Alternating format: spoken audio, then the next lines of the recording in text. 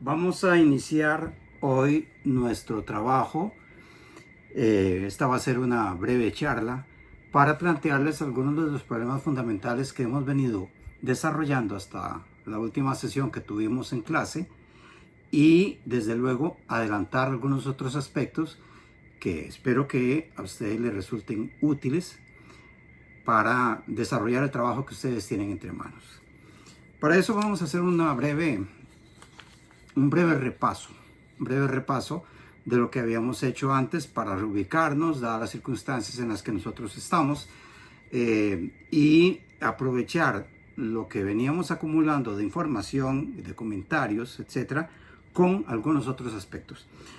Pues ese repaso nada más consiste en que nosotros retomemos lo que se había avanzado en aquellas lecciones previas. Evidentemente, uno de los aspectos que nosotros vamos a considerar es cuál debe ser el objetivo de emprender una edición anotada. Por supuesto que para esto hay dos objetivos implícitos.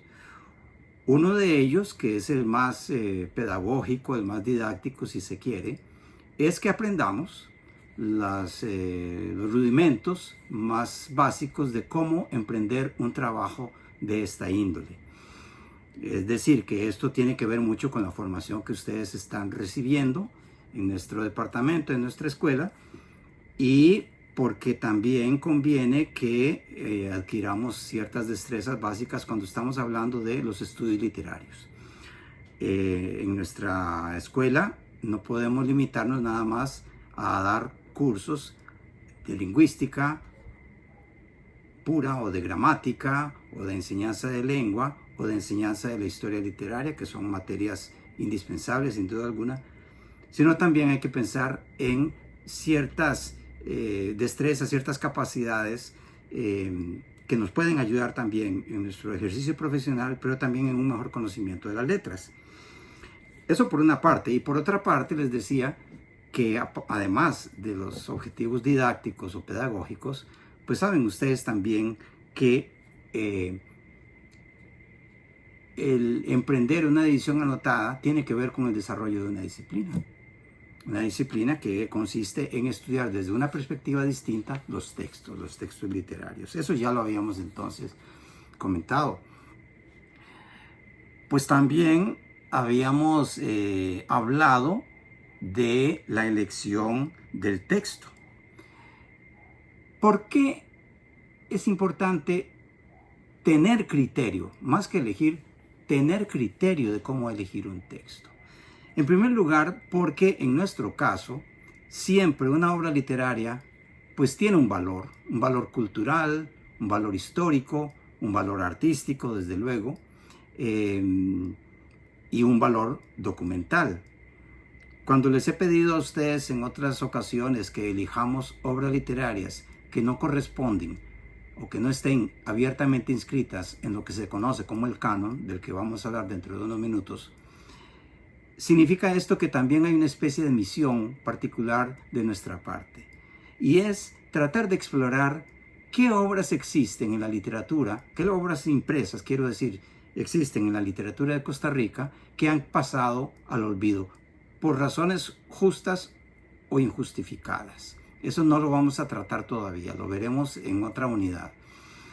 Lo cierto es que en este caso ustedes ya han elegido obras y se han enterado de forma directa o de forma indirecta que eran obras un poco olvidadas, marginadas, fuera del canon efectivamente, no incluidas salvo porque se les haya mencionado ocasionalmente en alguna historia literaria, pero que no se han hecho merecedoras o no se han hecho objeto de estudios y de conocimiento. Bueno, esa etapa ustedes ya la han cumplido con mucha seriedad, con mucha dignidad, y eso es un aspecto que vamos a ir valorando. Lo importante es que ya teniendo un texto en las manos, sabemos nosotros que sobre él vamos a practicar, en el sentido preciso del término. Es decir, ejercer nuestros conocimientos, primero muy elementales y después ya más desarrollados, sobre cómo tratar un texto y cómo ensayar, porque no hay mejor palabra que esa, ¿no? Ensayar, perdón, un estudio anotado de la obra literaria. Desde luego, el propósito, ya lo hemos comentado en otras ocasiones, el propósito académico es la idea de recuperar, de rescatar parte de un patrimonio literario costarricense. Que, insisto, que por diversas razones que ya iremos estudiando en cada uno de los casos que ustedes tienen en su mesa de trabajo, tendríamos que ver cuál es la razón por la cual se fueron olvidando. Es decir, técnicamente, ¿por qué quedaron fuera del canon literario? ¿Por qué no son tan conocidas, tan importantes? ¿Por qué no las estudian en los programas del Ministerio de Educación, en la asignatura de español, etcétera? El otro aspecto que también habíamos comentado en su momento es distinguir claramente lo que es una edición anotada de una edición crítica. En lo básico, nosotros vamos a hacer una edición anotada. Las ediciones anotadas consisten nada más en que se toma el texto y a ese texto se le van haciendo literalmente anotaciones al margen o al pie de página o al final. Yo desde luego recomiendo que sea al pie de página, sobre distintos aspectos. Se van a hacer anotaciones sobre referencias históricas, sobre léxico, sobre algún dato que conviene que el editor, que es cada uno de ustedes, puede hacer al texto. Eso es lo que se llaman ediciones anotadas, que sirven básicamente para orientar mejor a quien lee la obra, ya como edición anotada. En cambio, la edición crítica, que a veces se confunde con la edición anotada, la edición crítica es, además de anotada, es un tipo de trabajo muchísimo más elaborado, que tiene que ver incluso con modificaciones al texto, con los originales. Imagínense ustedes qué interesante es saber que se pueden cotejar textos originales de sus escritores, los borradores, los manuscritos, las variantes que haya habido en diferentes etapas, incluso casos tan dramáticos como que una única o una primera edición de un texto que estamos estudiando tenga una página rota o una sección mutilada, o no tenga portada porque se perdió el original o porque le cayó un manchón de tinta y entonces es difícil recuperar ese material. Bueno, todo eso es lo que constituye la edición crítica. Por lo pronto vamos a manejarlo de una manera indistinta, aunque con cierta prudencia, claro, en qué consiste la edición anotada. En este curso, en este caso, quiero decir, no solamente del curso, sino en el caso que ahorita nos concierne, también tenemos que pensar en el concepto del análisis filológico. Evidentemente, una edición anotada o una edición crítica requiere o supone un acercamiento filológico. Pero claro, no vamos a entender el ejercicio filológico como se entiende vulgarmente, sobre todo en nuestros días. Esta idea de que el filólogo es una persona que tiene conocimientos apropiados sobre el uso de la lengua, sobre el uso correcto del español, y que está en condiciones de hacer correcciones de tipo estilístico, de tipo ortográfico, de alguna ambigüedad en la redacción, y entonces al tal filólogo le piden que haga una corrección de esta índole, que si aquella palabra se pone con H o sin H, si se pone con S o con C, en fin, que si se puede dividir una palabra en determinada sílaba o no, cosas que literalmente en efecto son muy fáciles de hacer, pero que no corresponden realmente a lo que se debe entender por filología. La filología, desde luego, es una actividad muchísimo más compleja, ya lo hemos comentado en clase, tiene que ver precisamente con esto, con una disciplina que procura recuperar, incluso restaurar textos, generalmente textos muy antiguos. En el caso de la tradición filológica española, pues es muchísimo más fácil en el sentido de que hay muchísimo material desde el siglo XIV, desde el siglo XII, que los filólogos, los grandes maestros de la filología, pueden abordar y tienen un enorme espacio histórico para esto. No es el caso, por supuesto, de las letras costarricenses, que son unas letras muy jóvenes, que son unas letras que empiezan a imprimirse, no solamente escribirse, sino imprimirse hasta finales del siglo XIX. De manera que tenemos cerca de 130, 140 años de vida literaria en Costa Rica. Y entonces no hay obras antiguas, no hay obras a las que haya que hacerle un análisis paleográfico, es decir, de los usos arcaicos de la lengua, como hubiera ocurrido, o como ocurrió de hecho, con textos como el poema del Cid, como el libro de Buen Amor, etcétera, en España. En Costa Rica ya no, porque ya teníamos el español establecido. Pero eso no impide entonces que nosotros hagamos también un ejercicio de tipo filológico dentro de las condiciones y las circunstancias que tenemos. Esa es entonces la tarea a la que nos hemos venido abocando desde la última sesión, les digo, que tuvimos en presencia. Y ahora, más bien, vamos a irnos a hablar de dos aspectos fundamentales. Uno de ellos, cómo es que nosotros hemos elegido el texto, por qué razón lo hemos elegido, y ese va a ser un aspecto que ustedes van a señalar en el estudio preliminar. Y el segundo aspecto que en esta pequeña charla estamos haciendo es, o estamos intentando desarrollar, es lo que se denomina en este terreno de las ediciones anotadas la fijación del texto. Es decir, vamos a procurar en cada una de las obras que ustedes tienen entre manos darle lo que llamaríamos nosotros de momento la versión definitiva, por decirlo así, la versión purificada del texto. Esos van a ser los aspectos, ¿verdad?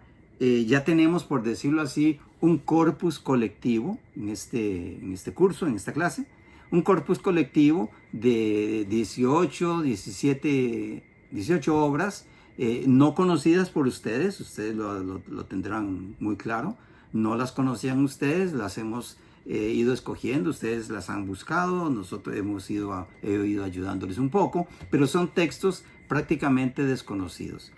Eso es un primer aspecto. Ya de esta situación nosotros tendremos, lo dicho, un pequeño corpus de obras que en su momento, dentro de algunos meses, las tendremos como un grupo de obras rescatadas de la literatura de Costa Rica. Y además anotadas y además analizadas.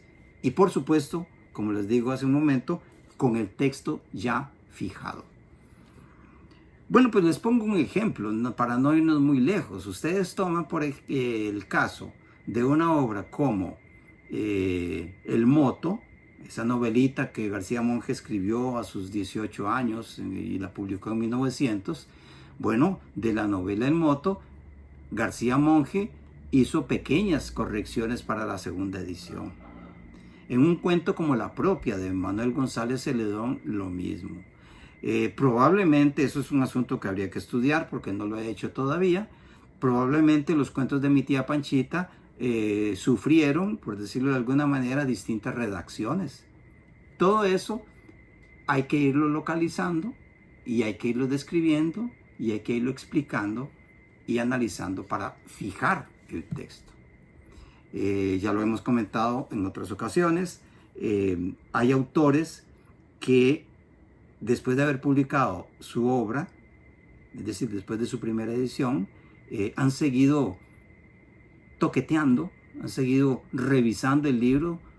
Imaginamos a estos escritores que ven el libro impreso y ya le comienzan a encontrar defectos o posibilidades de redacción, o cambiar una palabrita por aquí, o quitar aquel punto y coma y convertirlo en un punto y seguido, o modificar algún texto. Eso ocurre, eso es parte del oficio literario. y también va a ser parte de quienes nos dedicamos a hacer análisis de los textos literarios, por las razones que sean.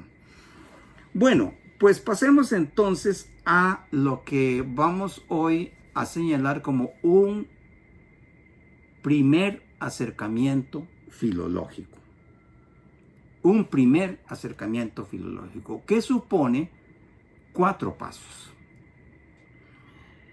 Desde luego, el primer paso es tan elemental que a veces da un poco de pena mencionarlo, ¿verdad? Pero el primer paso es una lectura concienzuda del texto. No se trata de haber fotocopiado el librito, de haberlo bajado de internet, de haberlo copiado en la camarita del teléfono celular y comenzar a darle digamos, la digitalización del texto. No es eso. Es que nosotros tenemos que tomar el texto y antes de cualquier cosa, leerlo. Pero leerlo bien. Leerlo con cuidado, leerlo con muchísima atención, no solamente para ver de qué va la obra, es decir, de qué trata, qué es, si es una novela sobre un acontecimiento particular, una historia de unos personajes, si es un libro de una obra de teatro, si es un conjunto de leyendas, si son obras de poesía, etc. No solamente se trata de eso, sino de leerlo concienzudamente, porque esto es la primera forma de conocer el texto. Ya no solamente leer por leer, como nosotros podríamos usar aquí en nuestras casas, cualquier novela, cualquier obra interesante, sino leerlo, ahora usemos el término, con ojos filológicos.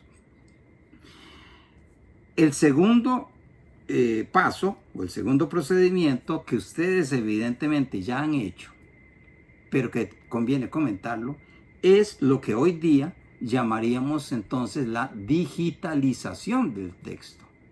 Es decir, pasarlo a través de un procesador de texto, según la tecnología contemporánea, con nuestras computadoras, pasarlo de nuestra parte. Es decir, como si se tratara de una copia. Es lo que nosotros nos tendríamos que imaginar cuando el primer copista del poema del Cid hizo un segundo ejemplar. Claro que ahí es donde viene el papel del filólogo, ¿verdad? Porque de pronto los copistas se distraían, se cansaban, se aburrían, o no veían bien, o lo que fuera, y de pronto incurrían en errores. Esos errores que luego se multiplicaban a lo mejor a través de un segundo copista o un tercer copista, etc. Y entonces aquella obra que originalmente tenía unas ciertas características, comenzó a alterarse, a distorsionarse. Bueno, nosotros vamos a hacer el papel del primer copista y por tanto vamos a ser muy, muy responsables y sobre todo muy cuidadosos, muy meticulosos para no incurrir en error alguno. Ese es el tercer paso precisamente. Estamos en plan de copistas. Esa copia debe ser un proceso riguroso y de un enorme cuidado. Yo quiero insistirles en eso, un enorme cuidado en la transcripción. Porque no tiene sentido que se reproduzcan errores nuevos. En cuyo caso, en vez de mejorar el texto, lo empeoraríamos, porque llegaría alguna vez algún otro lector de lo que ustedes lleguen a hacer que tenga que hacer la corrección de lo que se corrigió. Se los menciono porque en algunos, no en todos por supuesto, en algunos casos que ustedes me han enviado de sus avances, yo ya he pillado errores de parte de algunos de ustedes. Claro que se los he señalado, pero es que es fundamental eso, ¿verdad? Cualquier detalle que se les vaya puede dar al traste con el proyecto. Nosotros en este momento lo que vamos a procurar hacer es ser literalmente, ¿no?, sumamente cuidadosos con el texto. Leer y releer y leer una vez más lo que ustedes ya pasaron en limpio, ustedes lo van a imprimir, lo van a revisar con lupa, literalmente, para que a ustedes no se les vaya errores. A veces las computadoras, o más bien los procesadores de texto contemporáneos, son, vamos a llamarlo así, muy majaderos, ¿no? Porque quieren corregir por su cuenta. Bueno, pues ustedes van a tener que controlar también eso, porque habrá palabras que el sistema no conoce, o el procesador de texto no conoce. Bueno, no es que no conoce, no se lo incluyeron en la base de datos léxico, y entonces no quedan reconocidas ciertas palabras, y entonces busca alguna palabra afín. Ustedes conocen muy bien de eso, pero para nosotros, para efectos, digamos, filológicos, pues no deja de ser un riesgo, ¿no? El cuarto aspecto es lo que se denomina, o lo que vamos a denominar aquí, la primera intervención del texto. Igual que ocurre con la pintura, vamos a usar este término porque los pintores a veces hacen eso. Por ejemplo, hay pintores que no solamente hacen cuadros únicos, sino que hacen eso que se llama grabados. Es decir, un grabado es una obra que es un sistema que permite reproducir, imprimir varias veces o numerosas veces un mismo cuadro. Entonces, en los grabados, lo que hace el pintor para asegurarse de que cada cuadro tiene su propia identidad, su propia unidad, lo que hacen es numerarlos. Entonces ustedes van a observar grabados que tienen abajo un numerito de mano del propio grabadista o artista. Pero también existe en el mundillo del arte lo que se denomina la intervención, y es que el propio artista va modificando con ligeras variantes, con una línea por aquí, con un color por allá, va interviniendo literalmente el cuadro. A eso se le llama intervención artística, que es legítima, es válida, siempre que la haga el propio artista. No que venga otra persona, un intruso, y quiera falsificar o alterar una obra. Pero en el caso nuestro, cuando estamos hablando de intervención, es ya literalmente meterle la mano al texto. Por ejemplo, ¿cuál es uno de los aspectos que más interesa detectar en esta primera etapa? Lo que se denominan las erratas. Las erratas son los errores de imprenta. Entonces vamos a seguir utilizando el concepto, el término errata, cuando son equivocaciones en el momento en que se imprimió la obra, cuando el que manejaba la máquina, lo que se llamaba entonces los linotipistas, pues incurrieron en un descuido también. Entonces alguna palabra con mala ortografía, con algún plural innecesario, con una mayúscula insertada donde no convenía, en fin, esos son erratas de imprenta, que no son lo mismo que los errores de la obra, de lo cual vamos a hablar dentro de unos minutos. Lo importante es buscar esas erratas, y esas sí se pueden enmendar. Ustedes van a hacer las enmiendas del texto. Otro aspecto de esta primera intervención, ya como una política nuestra para analizar la obra, es la normalización ortográfica. Porque lo vamos a pensar esto en términos de que va a tener un lector actual. Entonces sí, como vamos a decirlo así, como una directriz de procedimiento, vamos a hacer la normalización ortográfica conforme a la normativa contemporánea de la Real Academia Española. Aquí detrás de donde estoy yo, ahí tengo el libro, pero no quiero darles a ustedes la espalda, pero hay varios manuales de ortografía de la Real Academia, que no porque sea de la Real Academia es porque haya que obedecerla. La verdad es que estas nuevas normas ortográficas fueron adoptadas por todas las academias de la lengua española, que incluyen, por supuesto, a todas las academias hispanoamericanas. Por razones por un criterio de consenso, eso se hizo. Entonces, también no incurramos en el prejuicio de decir es que la ortografía es lo que nos mandan desde allá, de la península ibérica, porque ellos son los que se creen como los mejores y los expertos. No hay nada de eso, o queda muy poco de ese prejuicio. Antes lo hubo, no en este momento. Lo cierto es que hay una normativa ortográfica contemporánea que tiene que ver con muchos aspectos. De momento les enumero el uso de las mayúsculas, el uso de ciertos signos de puntuación, el uso de la tipografía, mil cosas más que ustedes van a ver ahí, y que conviene normalizar porque no eran las mismas normas que había en el momento en que se publicó la obra. Casi todas las obras que ustedes tienen entre manos son obras publicadas más o menos entre 1905 y 1930, 1935. Y de entonces para acá pues ha corrido mucha agua, digamos mucha agua ortográfica y de normativa académica. El otro aspecto, bueno, lo importante es que salvados los problemas de erratas de imprenta, resueltos los problemas de la actualización ortográfica y pensando sobre todo en lo que llamábamos, lo que mencionábamos de la digitalización, de lo único que hay que cuidarse es de no distorsionar el fondo del texto. Es decir, que si por ejemplo, estoy improvisando el ejemplo, si en un texto dice o Febo o Sol, nosotros tenemos que estar conscientes de que Febo y Sol son sinónimos, solo que su autor decidió utilizar un término culto de la mitología clásica en la que Sol y Febo eran equivalentes. Pero ¿qué tal que una persona o la computadora misma cambie Febo por Feo, o Feo o Sol? Eso es distorsionar el texto. Entonces también ustedes van a cuidarse mucho de no hacer ningún tipo de distorsión. Dentro de un momento también vamos a hablar de cómo manejarlo del contenido de la obra, pero eso viene más adelante.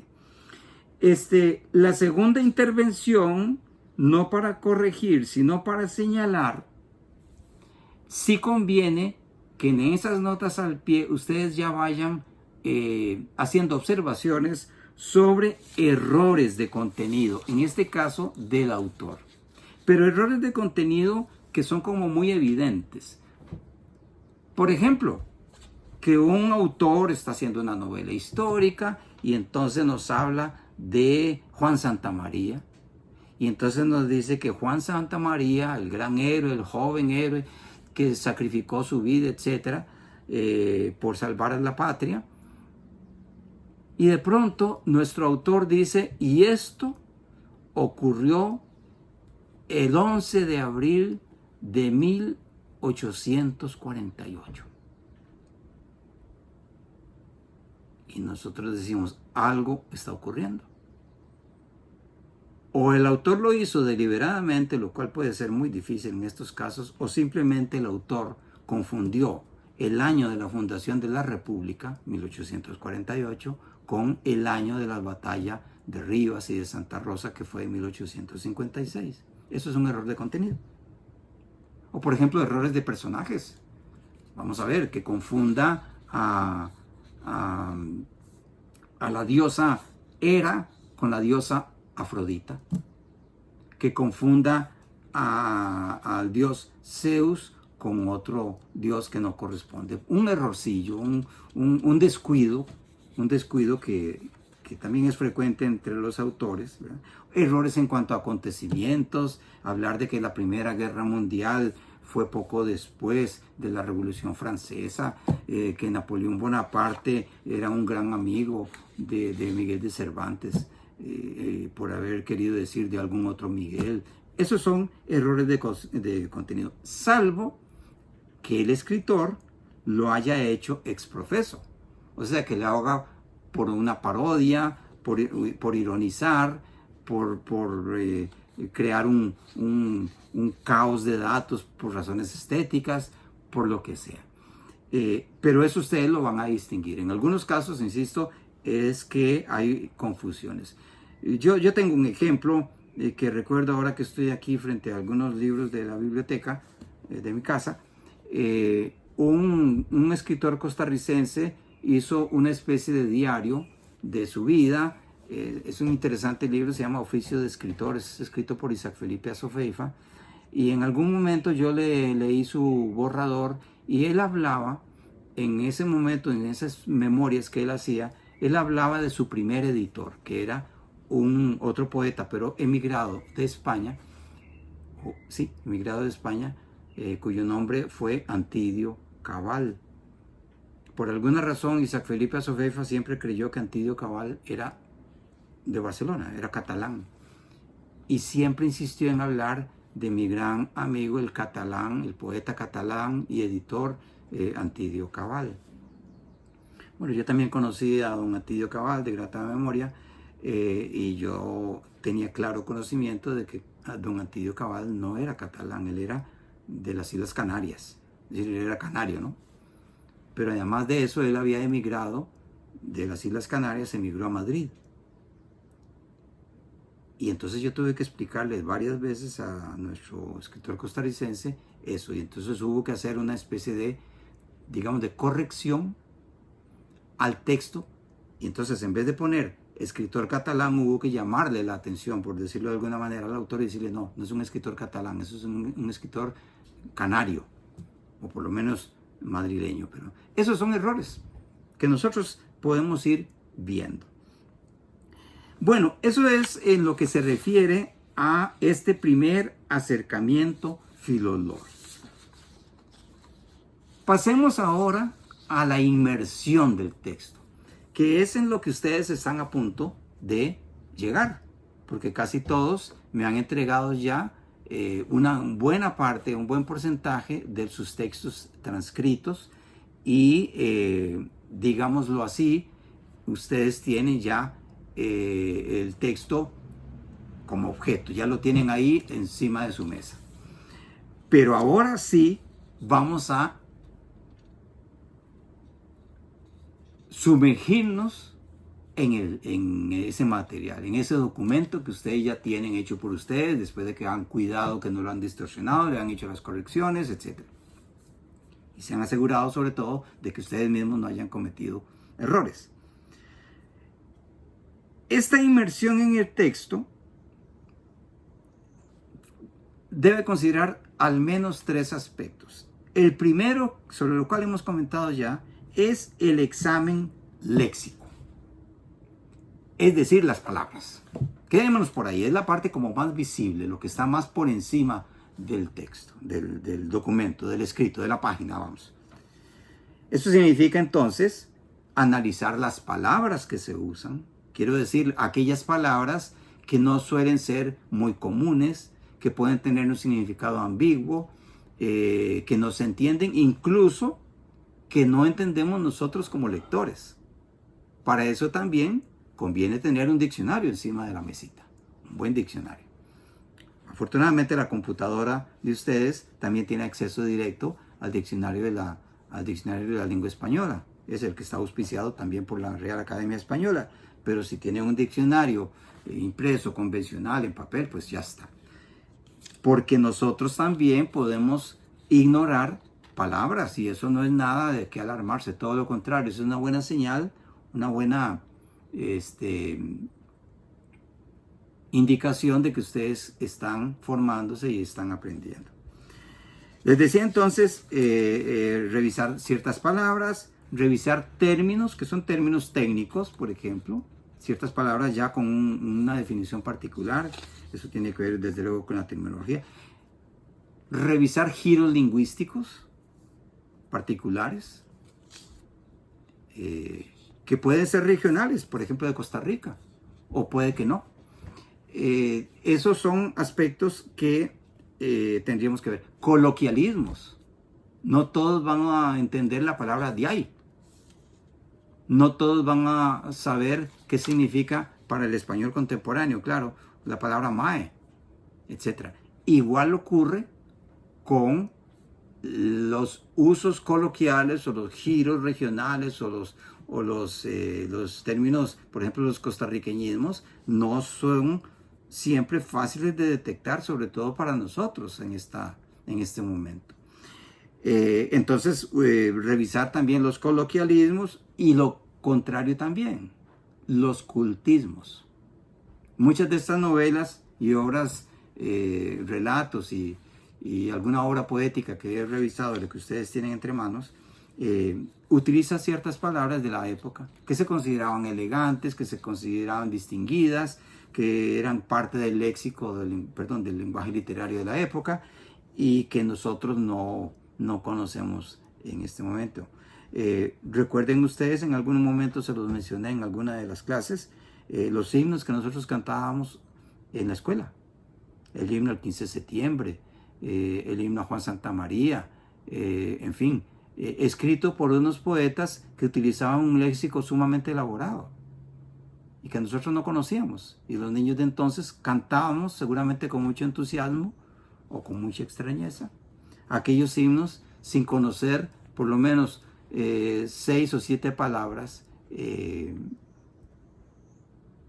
para un niño de 6 o 7 años no podían ser parte de su léxico habitual. Bueno, esos cultismos también tenemos que señalarlos, tenemos que escribirlos, etc. Expresiones locales, expresiones regionales, extranjerismos. En una novela de pronto utilizan una palabrilla en francés, una palabra en inglés, en italiano, en fin. Si ustedes tienen a su alcance, por supuesto, la traducción, pues conviene tenerlo, ¿verdad? Pero no es que ustedes van a traducir la obra, ¿no?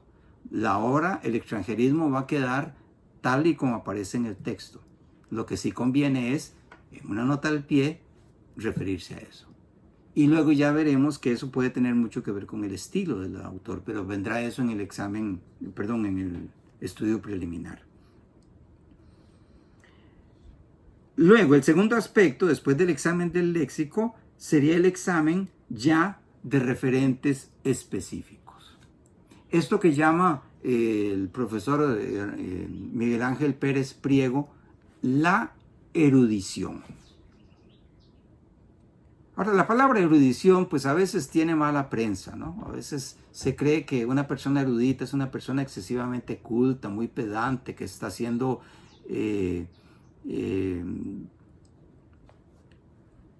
digamos, está ostentando sus conocimientos, etc. No se trata de eso. La erudición es simplemente un conjunto de saberes, ciertamente algo especializados, ¿verdad? Pero un conjunto de saberes que conviene en este caso tener.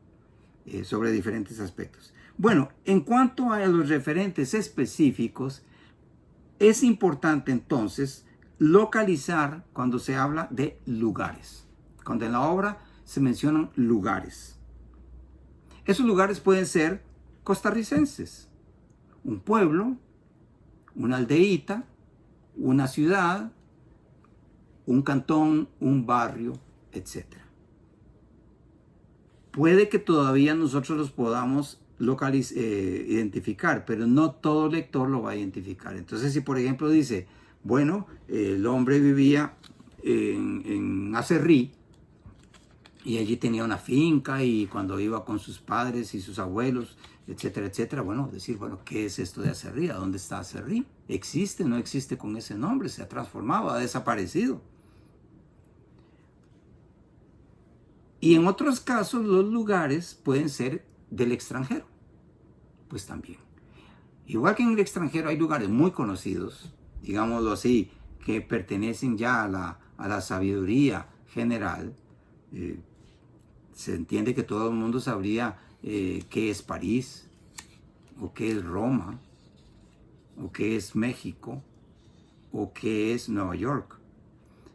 Pero no siempre los autores, o que es Tokio, pero no siempre eso puede ocurrir. De pronto los autores hacen referencia a lugares que nosotros no conocemos, ¿verdad? Y entonces de pronto hablan de Persia, y ustedes van ahí al mapa de Persia y Persia no aparece por ninguna parte. Bueno, tenemos que saber qué es Persia hoy día, ¿verdad? Troya, ¿a dónde está Troya hoy día? Etcétera. Eso es importante. Además de los lugares, pues también incluir, si hacen referencia, vamos a decirlo así, en una ciudad, a edificios, alguna catedral histórica, alguna zona, algún barrio, alguna plaza, una torre por allá que era muy famosa o que la da por muy famosa, etc. Hay que hacer referencia a eso. Les voy a poner también un ejemplo un poco improvisado, ¿no? De pronto ustedes tienen una novela de 1955, 60 y hablan de La Penny, que era un presidio terrible, donde ocurrían muchos crímenes internos, etcétera, donde se vivían prisioneros los peores criminales de sangre, ¿no? En fin, todo lo que se quiera.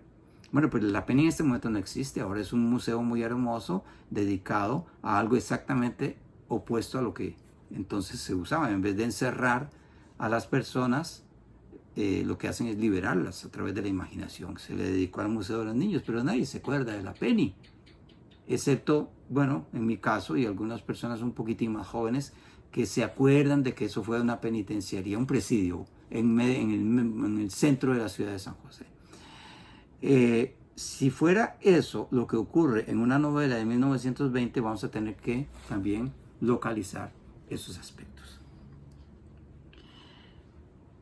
Otro asunto, otro referente específico serían las alusiones de tipo histórico que aparezcan en la obra.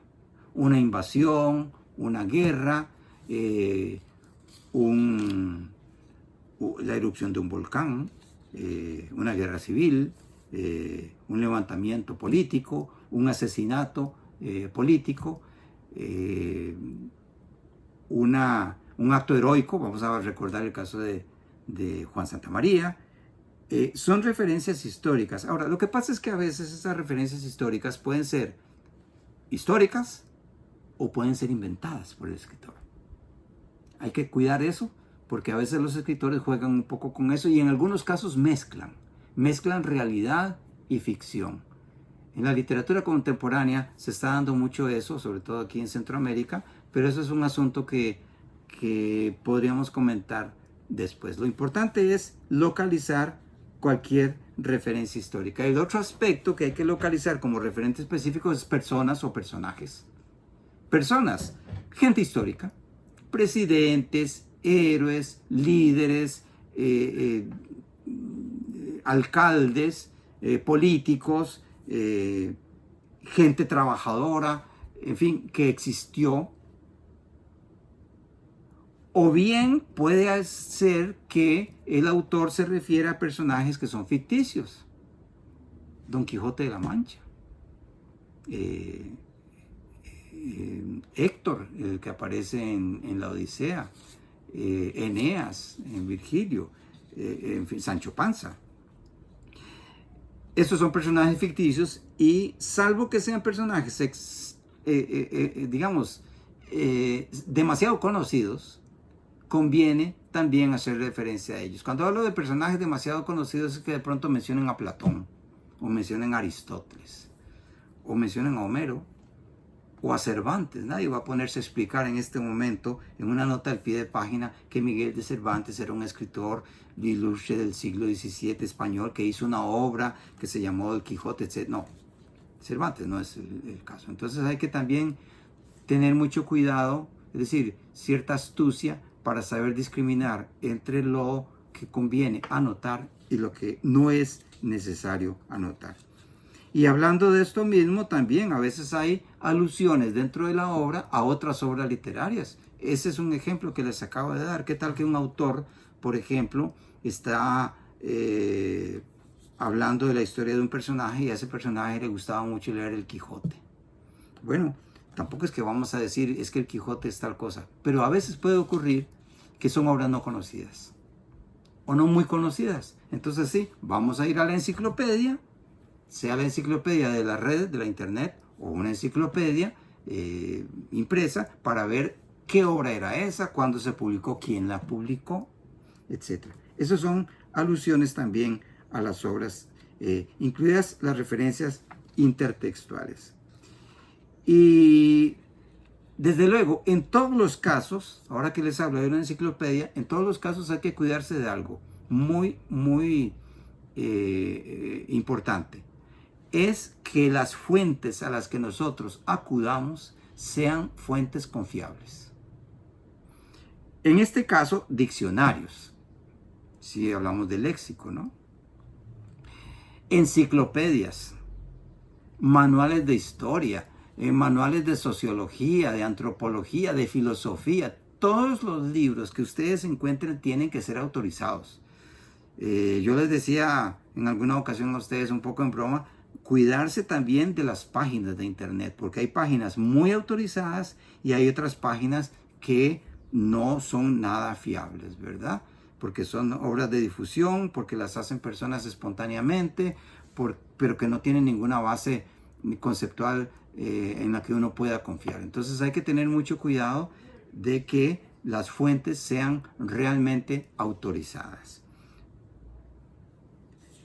Eso es lo que tenemos. Entonces, hagamos un pequeño repaso. Ya les he hecho una introducción general a la manera de repaso. Les he hablado de la elección del texto.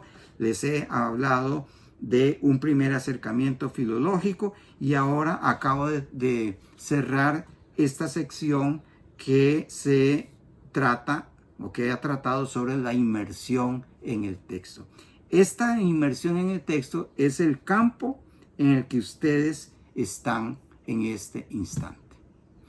Porque hecha esa inmersión en el texto, entonces tenemos que llegar más bien a el tema que está enunciado al principio de esta pequeña conferencia, que es la fijación textual. ¿En qué consiste la fijación textual? Como ustedes lo ven en el enunciado o lo oyen, evidentemente fijar un texto es darle la versión definitiva. Nosotros ya podemos decir, este es el texto tal como en teoría debió haber sido. Sin errores ortográficos, sin errores, sin erratas de imprenta. Haciendo referencia a las equivocaciones en las que haya incurrido el autor, si fuera el caso. La normalización ortográfica comentada, las aclaraciones del caso. Ya comparé, ustedes dicen, el texto de la primera edición con una segunda edición que me encontré, y esta segunda edición es la que el autor corrigió. En fin, eso es la fijación textual. Por decirlo de alguna manera, como cuando algún experto en la materia, toma una pintura vieja, deteriorada, etcétera, y lo que hace es restaurarla. Pero no pintarla como él quiere, sino habiendo hecho un estudio del pintor, de su estilo, de la gama de colores que usaba, de la manera de trazar con el pincel, etcétera, etcétera. Este experto restaurador lo que hace es imitar, copiar de la manera más exacta posible a como pudo haber sido el cuadro. Eso es lo que se llama la restauración. Es decir, ya fijó la imagen de la obra. Y esto no es infrecuente. Ahora que nosotros tenemos acceso por vía de internet a los grandes museos de las grandes ciudades en Europa, una buena parte de las pinturas que ustedes ven exhibidas allí han tenido que ser restauradas. Y eso no significa que ni Leonardo da Vinci, ni Rafael, ni Miguel Ángel, ni Caravaggio se iban a enojar porque les cambiaron la obra. No, la restauraron, porque fueron obras pintadas en el siglo XVII, en el siglo XVIII, y se han ido deteriorando por miles de razones. Pues lo mismo ocurre con las obras literarias. Solo que las obras literarias no se deterioran con el tiempo, sino que aparecen con problemas que nosotros ya como filólogos, ya usemos ahora sí la palabra, podemos recuperar la obra tal y como había sido. Fíjense ustedes que el libro de Buen Amor del arcipreste de Hita, el mismo Quijote, no fueron escritas exactamente como nosotros las recibimos hoy día. Son obras que las han modernizado. El Quijote original es difícil de leer. Y más difícil de leer, por supuesto, es el arcipreste de Hita. Y difícil de leer las obras del infante Juan Manuel, ¿verdad? El conde Lucanor. Y más difícil aún el poema del Cid. No solamente se han restaurado filológicamente esas obras, sino que también posteriormente, por razones de índole sociolingüística, pues han tenido que modernizar para que los que no conocemos ese español del siglo XIV o del XV o del XVI podamos leerlas con más tranquilidad y más facilidad. Pero eso no significa que el Quijote se distorsionó. Se fijó el texto. A nosotros nos corresponde eso. Hacer, por decirlo de alguna manera, la edición definitiva de la obra. En eso consiste la tarea. Y esta edición definitiva se derivaría de dos factores. Por un lado, como les digo, si es una única edición, que es el caso de la mayoría de obras que ustedes eligieron, si es una única edición, lo que hay que hacer es su normalización al uso del lector contemporáneo, según lo indicado al principio. Esa es la edición definitiva que ustedes van a tener. Pero a veces ocurre que hay segundas ediciones o más ediciones. Creo recordar que hay dos casos entre los que ustedes tienen entre manos en que hay una segunda edición. Pues ese es un ejemplo muy interesante de poder cotejar qué diferencias hubo entre la primera y la segunda edición. Si hubo cambios de parte del autor, ampliaciones, reducciones, supresiones, etcétera, o si hubo cambios de parte del editor, lo cual eso sí sería grave, ¿no? En este caso, se considera por lo general que la última edición es la definitiva, es cuando el autor ha autorizado, por decirlo, y nunca mejor dicho, el autor autoriza. Es cuando el autor dice, sí, ya he corregido la obra de mi primera edición y se la lleva al impresor y el impresor le dice, así es como debe editarse ahora. Eso es lo que se considera la edición definitiva. Es posible que haya variantes, que haya correcciones entre la primera y las siguientes ediciones. Les he dicho que haya incluido, que haya habido ampliaciones, que haya habido supresiones, nuevas redacciones, etc. Hay varias obras de las letras costarricenses en las que eso se puede detectar. En eso entonces estamos. De lo que se trata es, a partir de estas indicaciones, de lo que se trata es entonces de lograr el texto fijo, el texto que ustedes consideran definitivo. Vuelvo sobre lo dicho al principio, cuidado de no incurrir en errores de ustedes como copistas, porque entonces se empeoraría la situación. Yo les insisto, por razones, digamos, del ejercicio de la disciplina, que hagan un esfuerzo para que no se les vaya literalmente, pero ni una coma. Eso es lo que hay que resolver. Luego, en el proceso de análisis, cuando ustedes me manden los materiales, pues ya veremos si en efecto de nuestra parte podemos seguir interviniendo el texto. Pero eso sería un aspecto que vamos a ver ya con más detalle. Les doy de todas maneras algún ejemplo que también a algunos de ustedes se los he enviado en las observaciones que yo les he hecho sobre sus avances. De pronto uno se da cuenta que el escritor puso mal una coma. Es decir, que la coma está mal usada.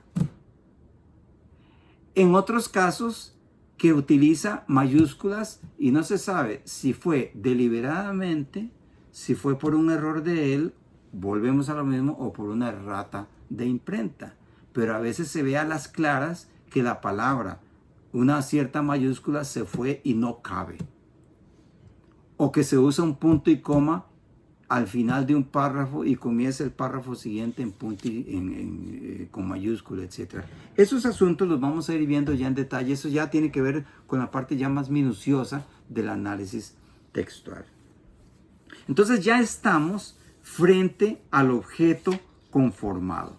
Es decir, ya estamos ante una nueva situación. Ya tienen ustedes el texto, ya están tienen bastante seguridad de que lo hicieron bien, ya lo completaron, ya lo cotejaron una y otra vez con el original, no se brincaron nada, no se saltaron ni una línea, ni una palabra, etc.